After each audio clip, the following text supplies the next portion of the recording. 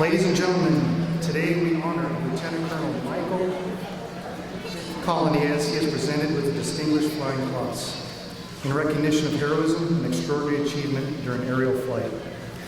Presiding over today's ceremony is Lieutenant General Harry Bud Wyatt. We are also honored to have participating in today's official party, by way of virtual appearance, Brigadier General Derek O'Malley. Ladies and gentlemen, please rise for the entrance of the official party, followed by the singing of the national anthem by Purple Heart recipient, Master Sergeant Ariel White.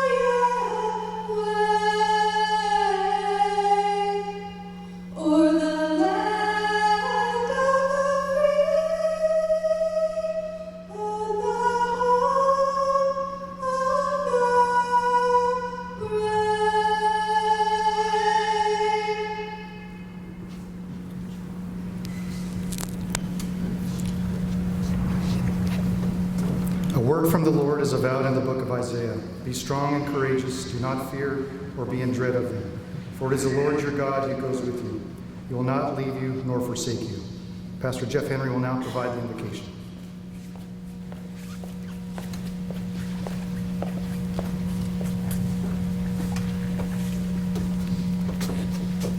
Let us pray.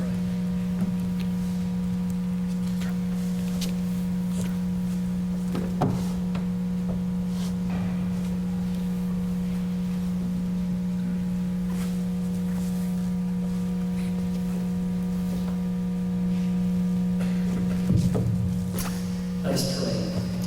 Father, we thank you for being a God who has a perfect plan for us. In Jeremiah, you tell us your plan is to prosper us, not to harm us, but give us a hope and a future. And Father, we know that from your example that freedom comes through sacrifice. We thank you for being a God who gives us freedom through the sacrifice of your Son, Jesus Christ.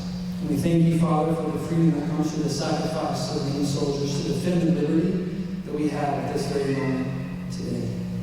Father, we thank you for the wisdom, the confidence, and the skills for the execution of this mission in honoring Lt Col Coloney. We thank you for your favor in guiding that mission to save lives of Americans and others. And Father, we thank you for the provision of his family and for looking over every other member of that unit during that deployment. Father, I pray a special blessing for the men and women who serve and protect our great nation, to preserve the success and the sacrifices so many have fought for. May you be honored today in this moment as you continue to bless the United States of America. In the the name of Jesus we pray. Amen.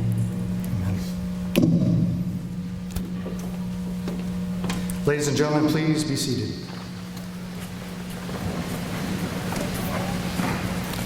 Sharing in this distinguished occasion are many family, friends, and special guests. We're extremely honored to have in attendance Lt Col Coloney's family, his wife Courtney, children Holden and Hadley, mother Debbie, father Eric, brother Brian, grandfather Senior Master Sergeant Retired Joseph Schaefer, sister-in-law Heather, nieces Harper and Gemma, mother-in-law Regina, and father-in-law Robert Harrington. We'd also like to extend a warm welcome to our distinguished guests, Major General David B. Berge, Air National Guard Assistant to the Commander, Pacific Air Force, Major General Stephen P. Portwright, United States Air Force retired, Major General William S. Hadaway III, United States Air Force retired, Brigadier General Thomas H. Mancino, the Adjutant General of Oklahoma, Brigadier General John M. Harrison, Director of Joint Staff, Brigadier General Rick L. Muchler, Chief of Staff Air, Brigadier General Michael D. Hepner, United States Air Force retired, Tulsa City Councilor Jamie Fowler and his wife Sandy Carnes, Chief Master Sergeant Kenneth Rogers, State Command Chief, Oklahoma Air National Guard. From the Tulsa Air National Guard, Colonel Michael B. Neeson, Commander 138th Fighter Wing, Colonel Robin M. Cavanaugh, Vice Commander 138th Fighter Wing, Chief Master Sergeant Dennis DiBiazzo, Wing Command Chief 138th Fighter Wing, in revered honor, Lieutenant Colonel Eric Smoke and Jockey. We are delighted to have with us from American Airlines Captain Roddy Guthrie, Director of Flight Operations Technical. We'd also like to extend a special welcome to our current and former Air National Guard senior leaders, along with 137th Special Ops Wing and 138th Fighter Wing leadership, Oklahoma State leaders, and other military and civilian guests who are here today sharing in this special occasion.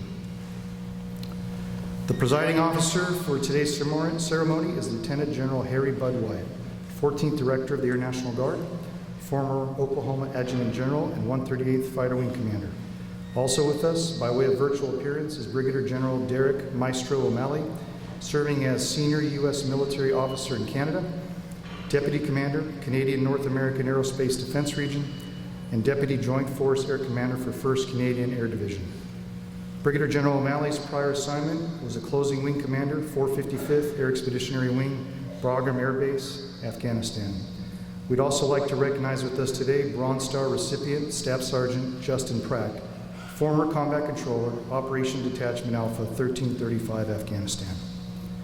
The Distinguished Flying Cross is the 4th highest award honoring heroism. Additionally, the nation's highest decoration for extraordinary achievement during aerial flight, particularly in combat situations. The establishment of the Distinguished Flying Cross dates back to the 2nd of July, 1926, and awards recipients after April 6, 1917, for the heroic aerial achievement. Lieutenant Colonel Colony will be inducted among a cast of distinguished aviators, to the likes of General Jimmy Doolittle, Lieutenant General Claire Chenault, Major General Robin Olds, Chief Master Sergeant Dwayne Hackney, and our own retired Colonels Tim Vaughn, Bruce Hamilton, and Lieutenant Colonel Terry Bull. To honor the Distinguished Flying Cross to one of our own is very, very special.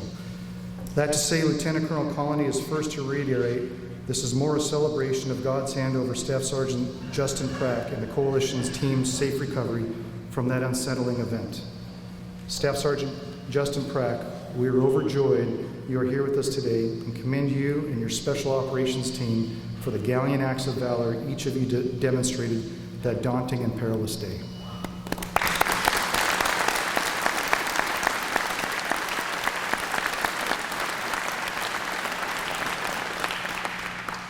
And now about today's Distinguished Flying Cross recipient. Lieutenant Colonel Michael Fist Colony is a drill status guardsman serving as 125th Fighter Squadron Director of Operations and an Airbus 320 First Officer at American Airlines.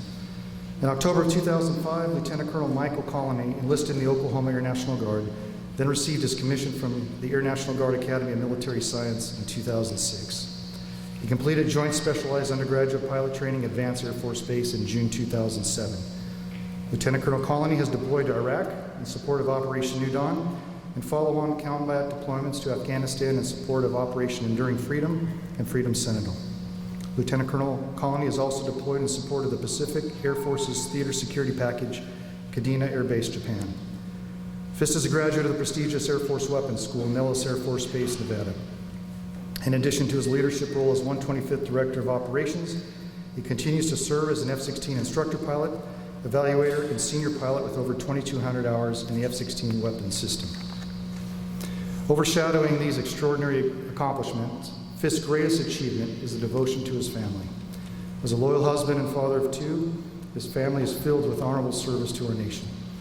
His grandfather, here with us today, Senior Master Sergeant retired Joseph Schaefer, served 28 years in the Air Force. Fisk is also a third-generation fighter pilot. This flying legacy began with his grandfather, Lt Col William Coloney, during World War II, conducting aerial achievement in the P-51 Mustang over the skies of Europe, and later transitioning to the F-80, F-84, and F-100 fighters once stateside. Fisk's father, Captain Eric Coloney, here with us today, flew F-4 variants at Hahn Air Force Base, sitting nuke alert, and later as an F-5 aggressor pilot at RAF Alconbury, Huntington, England. Would Courtney Holden, Hadley, brother Brian, Mr. and Miss Eric Coloney, and grandfather Joseph Schaefer please rise to be recognized?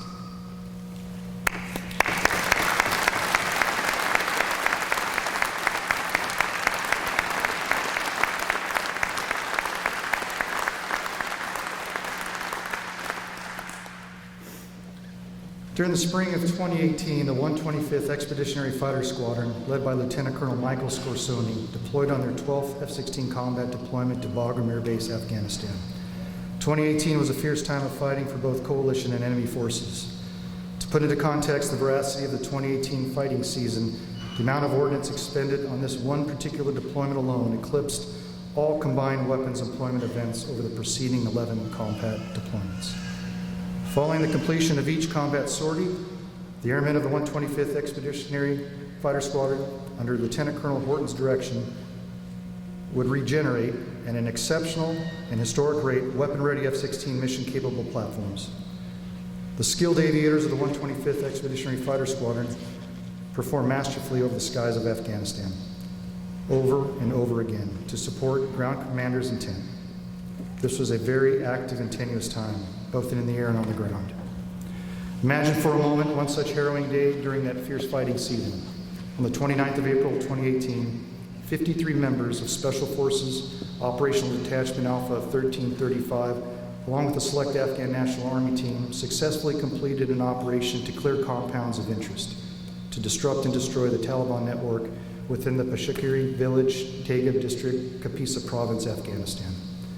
The next morning, what started as a benign standard remain overnight and remain over day operation turned into a 12-hour retaliatory firefight with Taliban and Haqqani enemy forces drawing onto their location. This team, along with other friendly special operations forces, occupied 3 compounds within the eastern edge of the village. This unknowingly exposed them to direct small arms and machine gun fire from the mountain ridges to the east and the south of their location.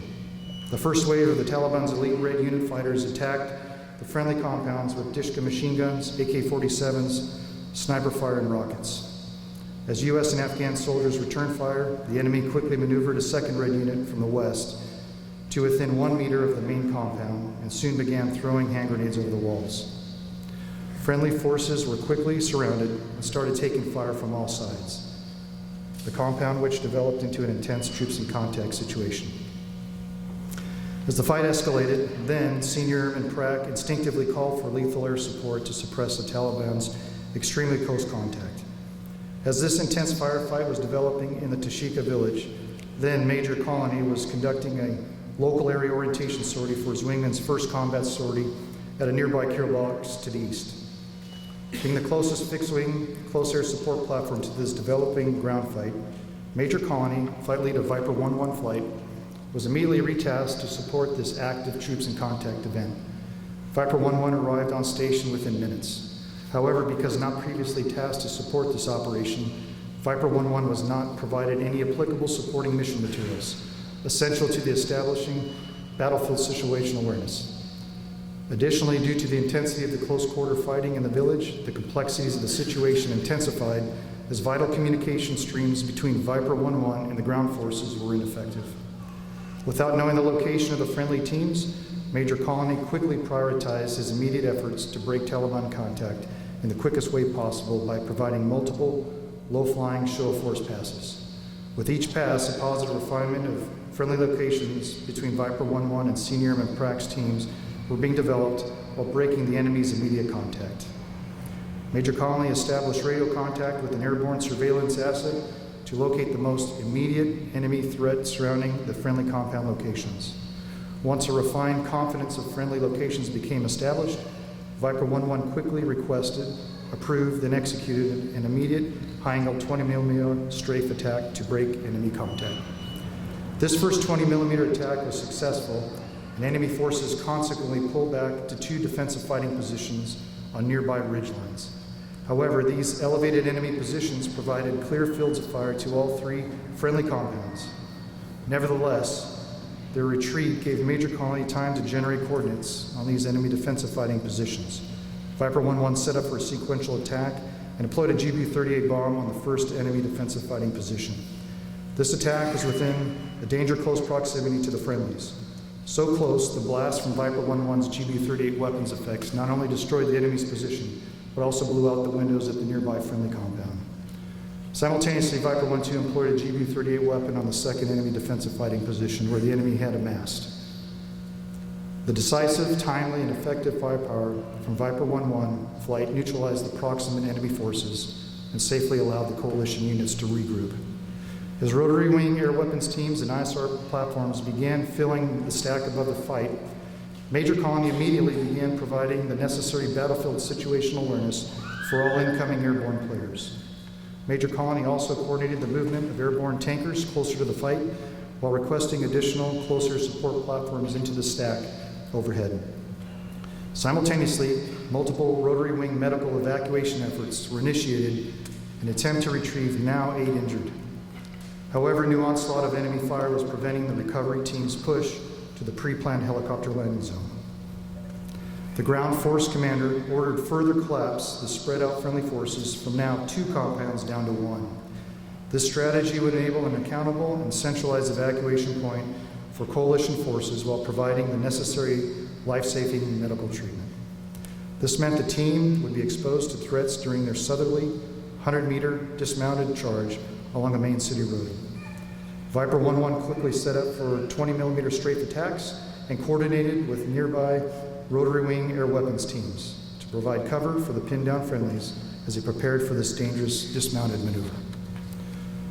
Senior Airman Pratt advised Viper 1-1 that there would be no radio contact during this dismounted charge, stating that anybody moving onto their position is designated hostile and clear to engage, so long as all weapons were to be employed outside danger close criteria. Although a non-standard yet necessary clearance, Major Coloney understood the severity upon the friendly forces and quickly set up a strike deconfliction plan from the west to allow for freedom of maneuver with the arriving air assets. During this exposed friendly movement and for the next 2 hours that followed, Major Coloney worked with ISR assets to correlate the position of enemy forces and conduct repetitive, high-angle strafe attacks within the populated village environment. With each attack brought great stress and discomfort in keeping track of the dynamic nature of the situation, the friendlies, the enemy, and any collateral damage concerns. Fortunately, all friendlies successfully merged to the centralized compound without additional friendlies wounded or killed in action. Most importantly, they received crucial resupplies followed with successful medical evacuation and emergency recovery efforts. Major Coloney's 5 hours of dynamic and concentrated danger close attacks during the most intense part of the close contact fights were essential in allowing the Special Operations Team to disengage from the enemy and consolidate for successful exfiltration 12 long hours after the situation developed. Per the personal testimony of both the detachment and ground force commanders, if Major Coloney had not executed his F-16 strikes flawlessly and decisively, more friendly lives would have certainly been lost.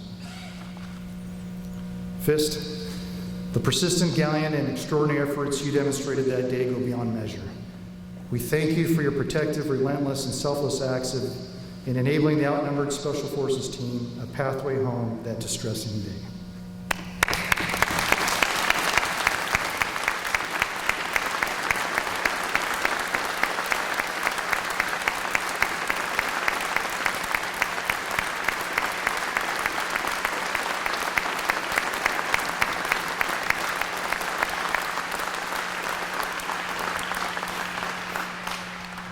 Ladies and gentlemen, please be seated.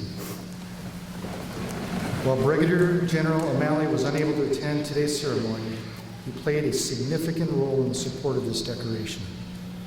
5th Brigadier General O'Malley has prepared a congratulatory message for your achievements. Well, greetings, Oklahoma.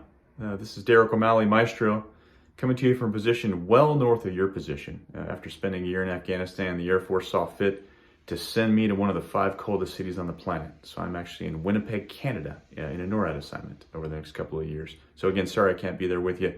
Lieutenant General Wyatt, sorry I'm not there to meet you. Looking at the guest list, it looks like every colonel and brigadier general in the state of Oklahoma is actually in that hangar. So awesome. Again, sorry I can't be there with you. So I'm going to say a few words about FIST and my brief experiences in being involved in this. And as I do, I'm actually going to flash up some pictures of Bagram over the past year, rather than you just staring at my face the whole time.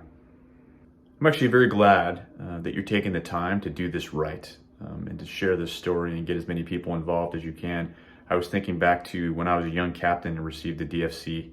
I think my squadron commander just tossed it to me. There was nobody else in the room. He said, "Hey, Maestro, good job." And I went back and flew another sortie. Different times, but this is certainly a better way to do it. So I was actually in the final months of trying to close down the 455th Air Expeditionary Wing at Bagram when Colonel Jones, brought this DFC package to me, FIST DFC package, to my attention. And from what we could tell as we did the forensics, the package had been dropped during the transition between wing commanders, which is pretty natural. As you swap out every year, there's always a little bit of shuffle there and things get lost. And frankly, if it wasn't for COMA's persistence, we wouldn't be here today. So thank you, COMA, for staying on this and seeing it all the way through. As you can imagine, I actually received quite a few packages, awards packages, towards the end of our time in Afghanistan as people realized the wing was closing. Folks from previous deployments who wanted to re-attack because they didn't get the recognition that they felt they deserved. But this one, it was definitely different. It didn't come from FIST. It came from a fighter pilot brother in COMA. And as COMA talked to me about this particular event, this particular sortie, he was passionate about it. And like you've just heard in the narration that he shared, he knew that this wasn't just a typical combat sortie, and it needed to be recognized. Ironically, I read this package for the first time just after I landed from a combat mission in the Kapisa province, which is exactly where this mission took place.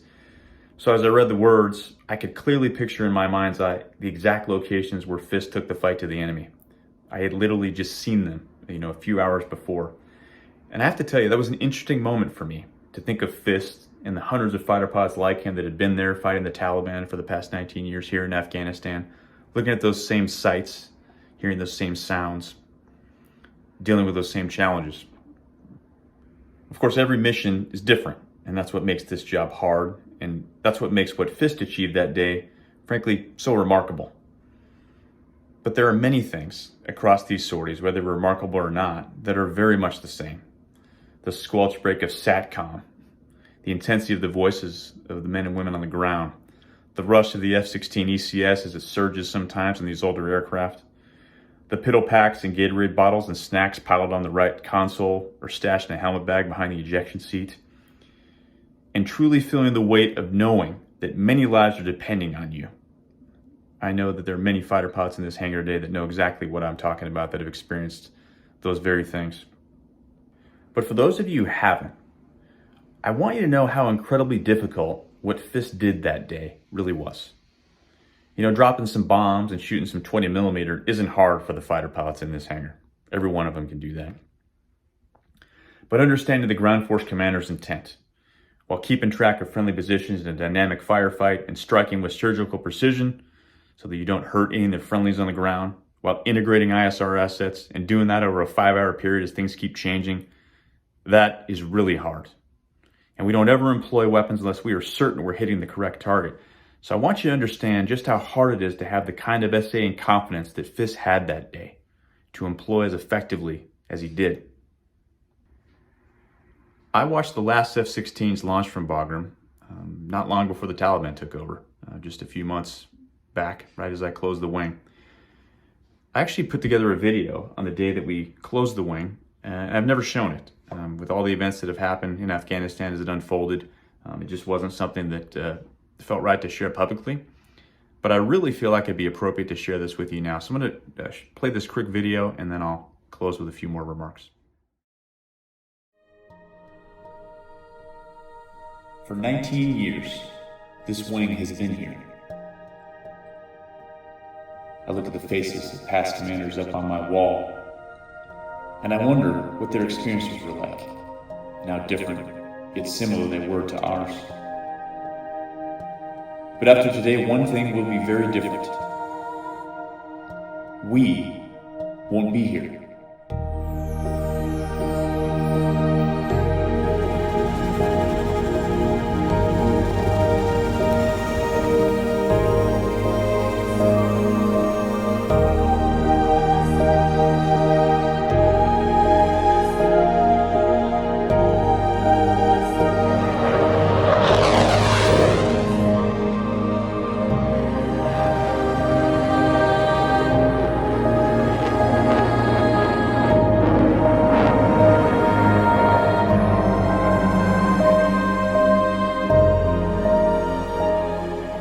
For the thousands of warfighters that have been here before us, we will never forget why they were here and what they accomplished, nor will we forget what they sacrificed.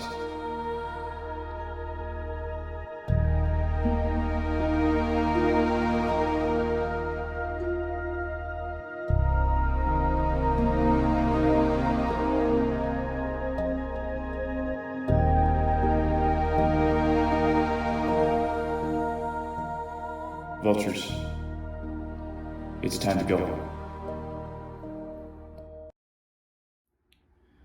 Well, that war is over for us now. But for those of us that were there, that fought there, it will always be a part of us. And it certainly wasn't the outcome that any of us had hoped for, that we worked for all those years. But honoring FIST today, it's good for us. It reminds us that what we did there mattered. We saved lives. FIST saved lives. We saved American lives, and that certainly matters. Now, I suppose our focus may change now as we focus a little less on the Middle East and more on our near-peer competitors, and perhaps that's the right thing to do right now. But the Taliban, the Coloney network, ISIS, Al-Qaeda, and many others that wish to do us harm are still out there. And whether we like it or not, our fight with them, it isn't over. And the skills that the fighter pilots in this room mastered to take the fight to that enemy, they cannot be forgotten. So let me end with this. FIST, brother, I'm proud of you. I wish I could be there to shake your hand and congratulate you in person, and I'll get to do that sometime in the future, I'm sure. But talking directly to you and to all the other fighter pilots in that room, do not let the importance of this CAS mission fade. We need to tell these stories. We need to maintain the unique skill sets that it takes to truly support and integrate with ground forces on the ground. Because the day may come where someone calls upon us and this wing and this squadron to enter that fight again. And I know that when that day happens, all of us will be ready. Hey, thanks again for letting me be a part of this. Congratulations to you, FIST. My best to all of you. Have a wonderful day.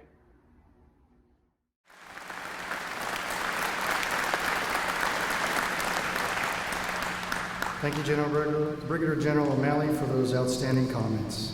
It's with great pleasure to introduce today's presiding officer, Lieutenant General Wyatt. Sir, the floor is yours.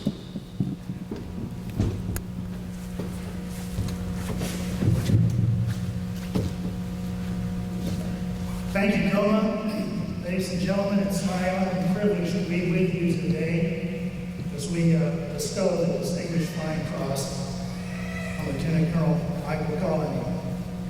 This is an auspicious occasion, and I hope you appreciate the importance of it. Before I get into my comments, though, I've got to, first of all, welcome the Coloney family. What a beautiful family we have. Yes. Y'all couldn't see this, but as Colonel Jones was reading the narrative of what happened, and we all stood up to applause at the end. His daughter sitting there applauding like crazy, giving me a thumbs up, and doing her job to support her dad. So, what a beautiful family to have. It's wonderful to see all the general officers and colonels, leadership of the Oklahoma National Guard, both Air and Army, in attendance today. A lot of good friends sitting out here, a lot of good memories. A lot of good memories of this group over here, the Silver Beavers. A lot of the Silver Beavers over there, I'm a member of the Silver Beavers, proudly. And what a tradition and heritage a lot of the members of this group and that group over there have given this wing. Proud to be the wing commander here in the late 1990s and into the early 2000s. But I gotta say, it was even better than it did back then. You know, as I listened to Tacoma reading the narrative of what it was that Fisk did that day in April, I can't help but do kind of what Colonel O'Malley just described. Think about what it would be like to be in the pilot's chair that day. And I'm sure a lot of the pilots here were doing the same thing. The level of difficulty is hard to explain unless you've been there.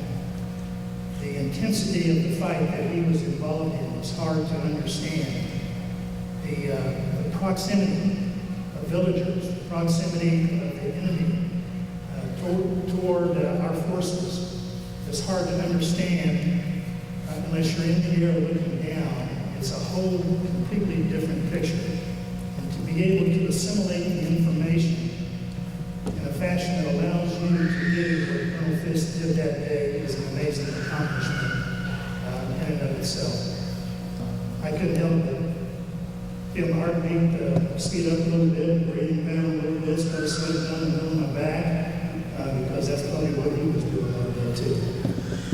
But he did a wonderful job. You know, Colonel O'Malley mentioned it a little bit that we got to be proud of the 19, almost 20 years that we served. And some of you that are sitting in the audience, fighter pilots or not, are over there serving too. And when we had the withdrawal recently out of Baghdad and Kabul, I was worried about a lot of you. I was worried about a lot of my Army National Guard buds because my son is currently commanding the 45th Infantry Brigade Combat Team, Oklahoma Army National Guard. And he had a couple of tours to Afghanistan, or a couple of tours to Iraq, one to Afghanistan, one to Ukraine. I was fortunate to be able to come and visit some of y'all during my tenure as wing commander and then later on as the adjutant general. 5 visits to Afghanistan, 4 to Iraq. And I had it easy. I had a 2-week visit to say thank you, and then I was back home. Y'all were doing the hard work. And for those of you that have served in theater, for those of you who have not made it to theater yet, but have supported those who have served, let me just tell you thanks for what you did in Afghanistan. Whether you know it or not, you have provided all of the citizens of the United States of America 20 years of peace because of your efforts.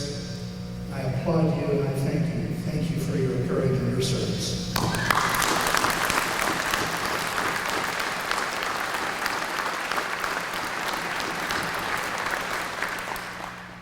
We're here today to honor one of our own who performed magnificently.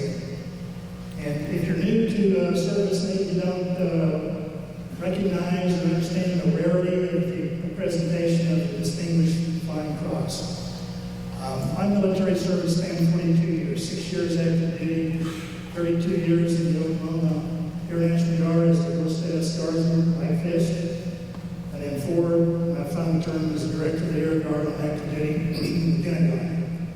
In my 42 years of service, I've never had the honor or the privilege to even attend a DFC service, much less preside over one. This is my first one too.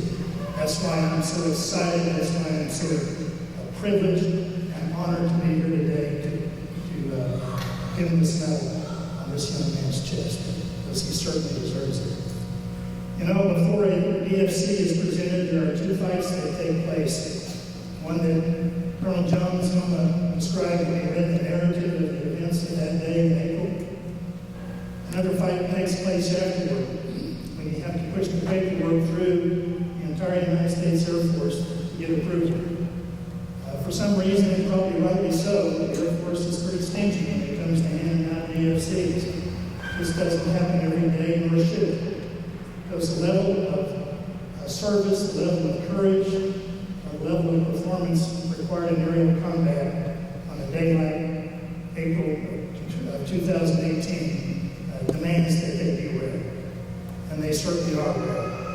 So this is a really special service that we're all part of today, and I hope you understand and appreciate the importance of this. But there's two fights.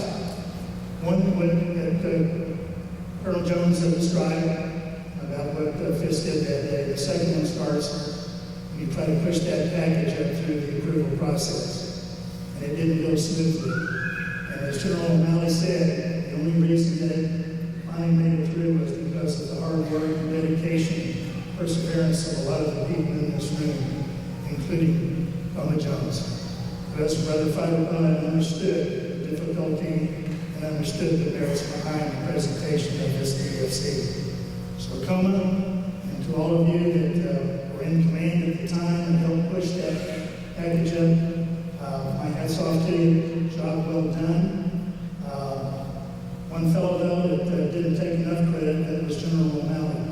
Because without the support and perseverance of the wing commander at this time, an active duty airman who understood exactly how important and how difficult the tasks that Fitz performed that day were, this would not have happened. So my hat's off to General O'Malley, and I thank him for that.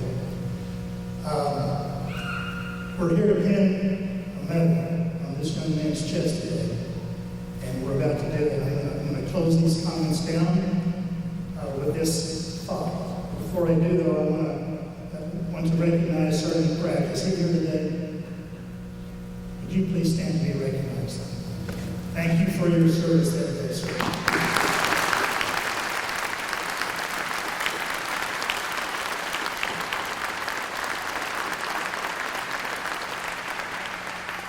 The difficulty of pushing the package through is only as strong as the testimony of the folks on the ground that receive the benefits of the actions of this officer. And with the support of Sergeant Pratt and the ground commanders that day, and their testimony in support of this DFC, it came to pass. So thank you for that. So think about this. Think about Lt Col Michael Coloney in the air, April 2018, under the circumstances you just heard about. Call sign fixed. And certainly, on that day, he was the fist in the sky that saved lives. Thank you, folks.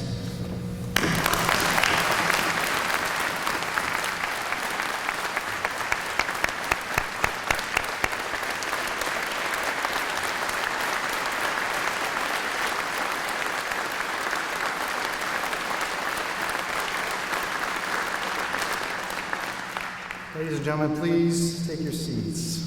And thank you, Lieutenant General Wyatt.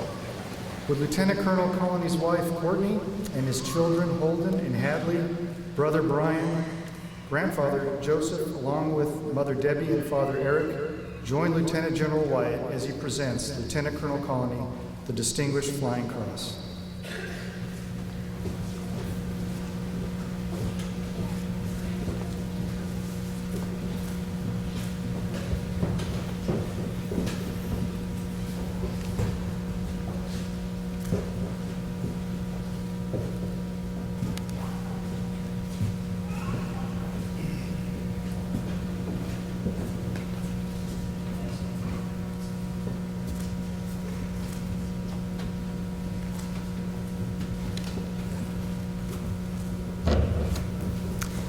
Ladies and gentlemen, please rise for the reading of the special order.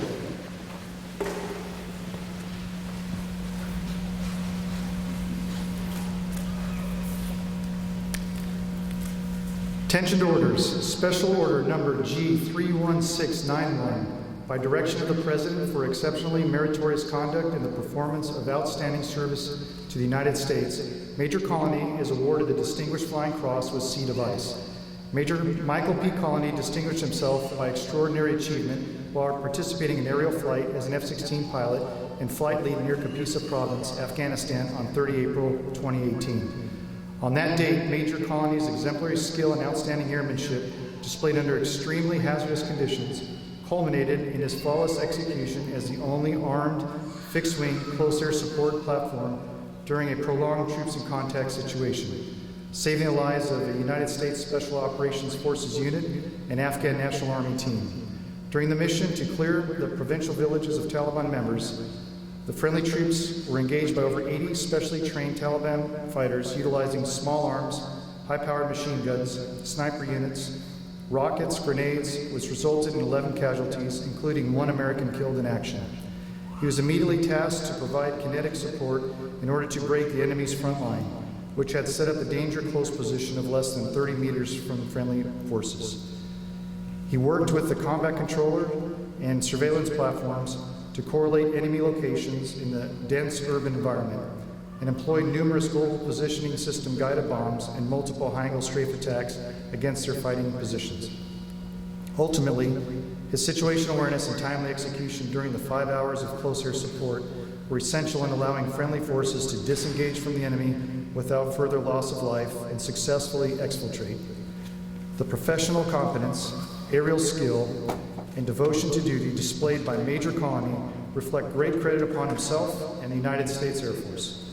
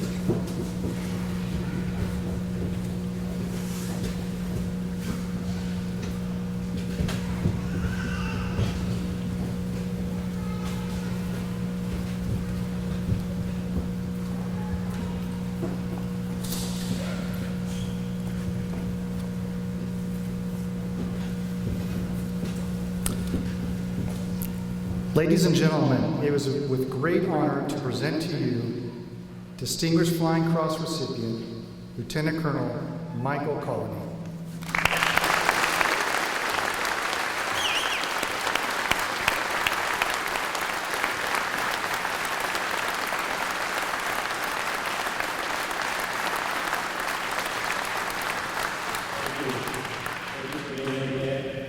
First, I'd like to thank the Lord. Thank the Lord for keeping us safe, as well as all the members of our wing and our families back at home. Colonel Wyatt, thank you for sharing your time with us.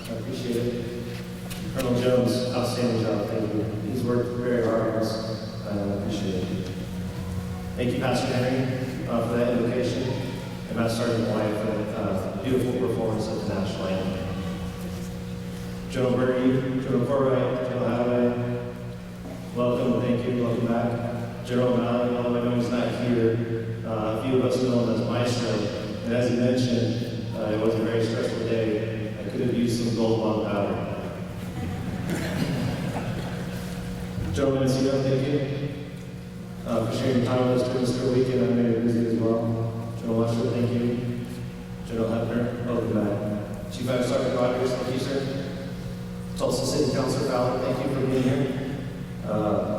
In the Guard, we're citizen soldiers. Tulsa is our home, and the city of Tulsa has done great things for our basic and service members. Thank you for your support. Colonel Meeson, Chief D, and all the 138 Fighter Wing leadership and admin support. Thank you for giving up this time on your drill. I know it's a precious drill weekend, and it comes at a cost. Thank you. Thank you, Colonel Phillips and Maintenance Group, for allowing us to use your hangar and borrow some of your jets. Thank you, Colonel Cavanaugh and Lieutenant Colonel Hyde, for your help as well. Master Sergeant Rachel Michael and Master Sergeant Craig Michael, thank you for your help. They've generated the programs that you see, as well as done the wonderful video. Captain Ronnie Guthrie, Director of Flight Operations, Technical American Airlines, thank you for being here. It's important to know that as citizen soldiers, we understand you let us leave from the company to do things like this. We appreciate it. It comes at a great cost and flexibility in work schedules. It does not go unnoticed. Right now, there are numerous military members across the world performing amazing things that also happen to be American Airlines employees. And having the support of the civilian company is important. In the Oklahoma Air National Guard, we're a family. A little over 7 months ago, we lost one of our pilots. American Airlines did a wonderful job of doing a dignified transfer to bring his body back home. Thank you.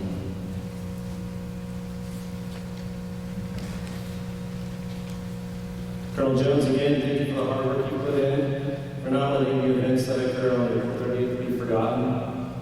Thank you for your efforts along with 138 Wing staff and preparation for today. You are already on my Christmas card list for being hired an American. I think you'll get a jelly in a month ago. To my family, Dad, thanks for being the first fighter pilot that I've ever known. The fighter pilot ethos was the way of living and growing up in our house.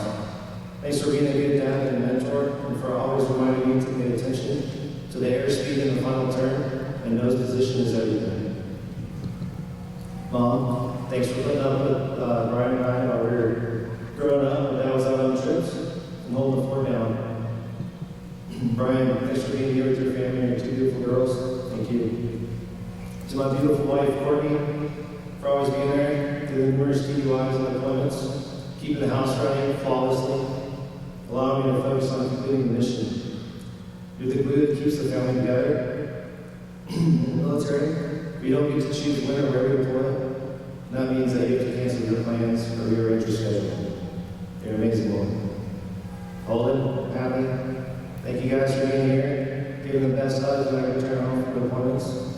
Bob and Regina, my wife's parents, thank you for helping us get through deployments as well and being there. Thank you to all the spouses and loved ones of the service members of the 138. The folks wearing uniforms can't show enough love for what you do and what you sacrifice. To our family friends, thanks for showing up. Thanks for sharing your Sunday afternoon with us. Your family friendship is a blessing. And maybe now you can see a little bit of, when you ask Courtney what exactly does Mike do, it's harder to explain. Lieutenant Colonels Scorsoni, Wells, and Dozier, thanks for the historic combat deployment of 2018. As Colonel Jones mentioned, it was seriously one for the books. Deuce, thanks for being an awesome squad commander. You had a big shield. There was a lot of lieutenants that were doing hijinks. Thanks for fighting the email battle. Jennifer, thank you for running the flying operation, figuring out the flying schedule to give equitable sorties to everybody, while these dodged those emails from those cases. A quick story about Temper. In 2013, when we were deployed to Kandahar, it was a little less intense than this 2018 deployment. Temper and I were both put in flight dates at the time, and we like to explore the space, as we say. It was during the end of one of my missions, I saw Temper was airborne, and we have a radio that we can talk to each other on, and I asked him, hey, how's it going? And we had some funny remarks and shit. I asked him to go over to the pillbox that I was in at the time with mine some shit. Maybe we could figure something out. We decided to perform a now infamous four-ship show of force, which I think is the only one ever conducted in Afghanistan, much to the CPAC's thing. Tech Patel was the squadron commander at the time. I'm sure his story is much better. Anyway, fast forward to 2018. I'm sure Tipper didn't want to get any more trouble with me. During the story on April 30th, I called him for help as well.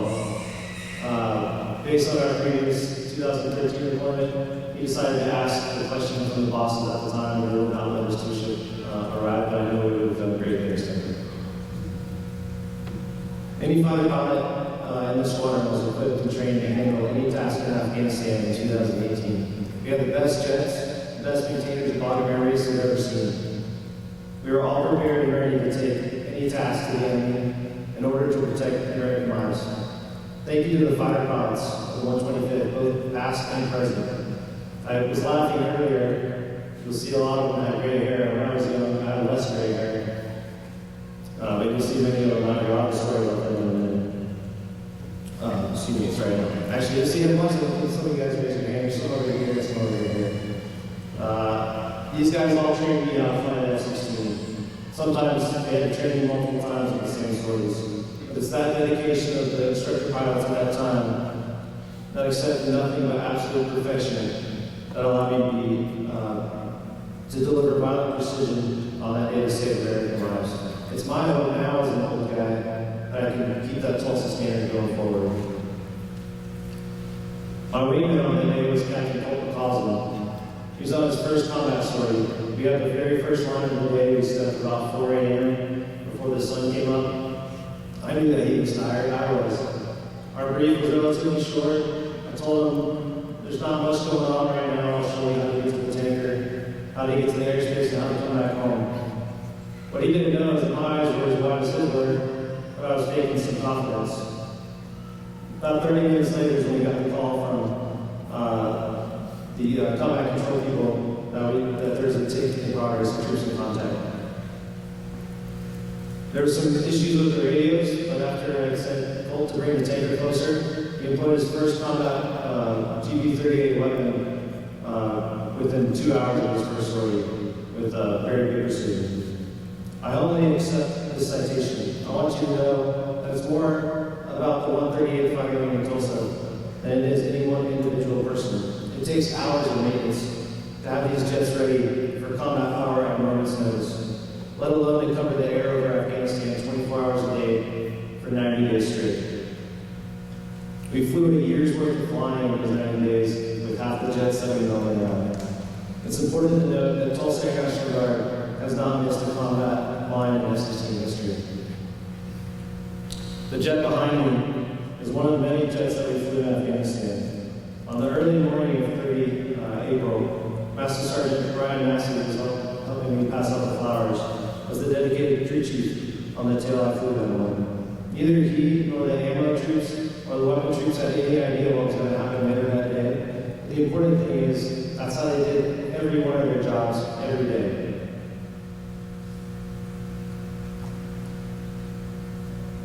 That dedication enabled the fighter pilots of the 125th to provide the ground commanders with accurate and timely weapons whenever and wherever they requested it with violent precision.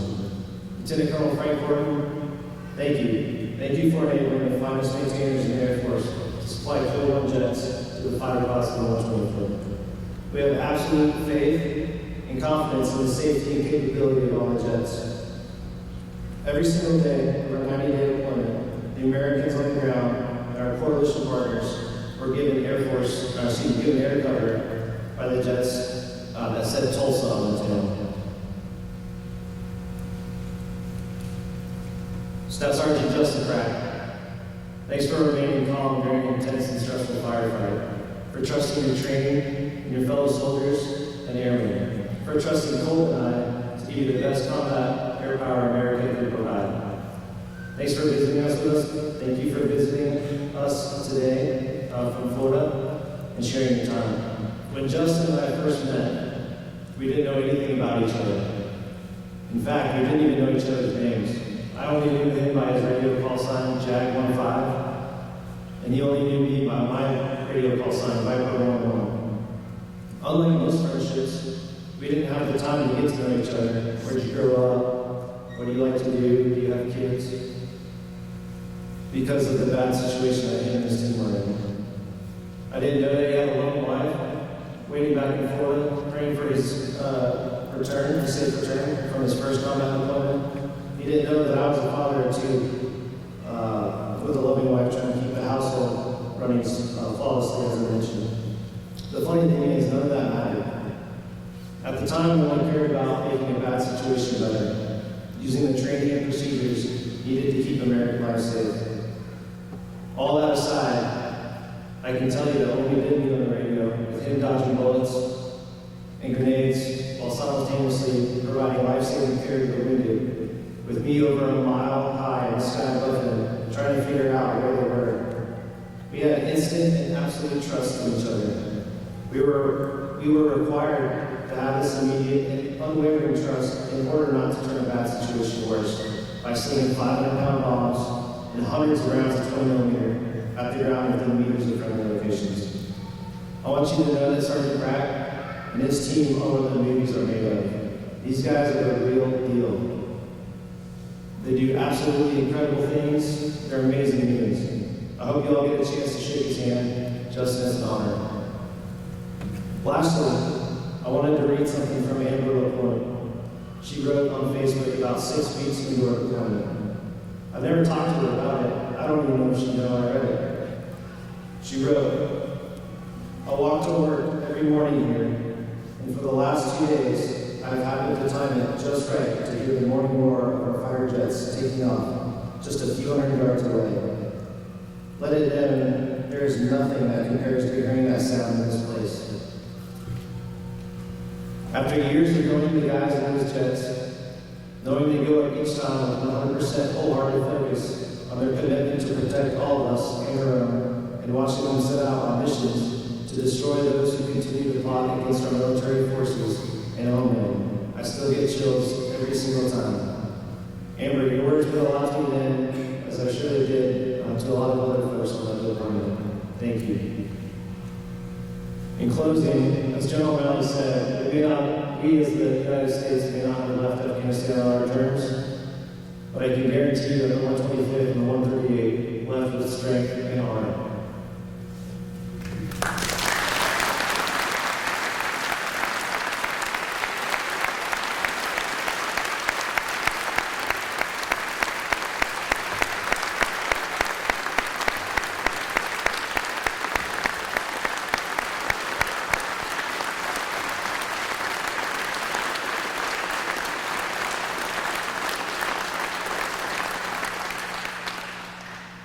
Thank you, Fist. Ladies and gentlemen, please remain standing for the playing of the Air Force song and departure of the official party.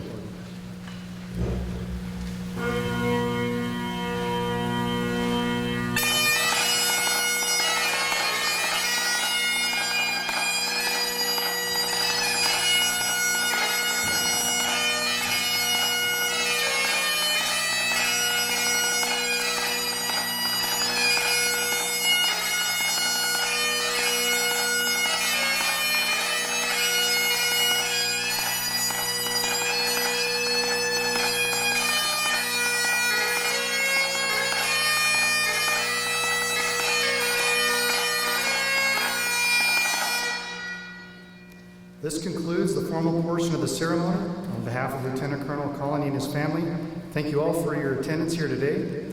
We invite you to enjoy cake and refreshments at the north side of the hangar. Have a blessed day.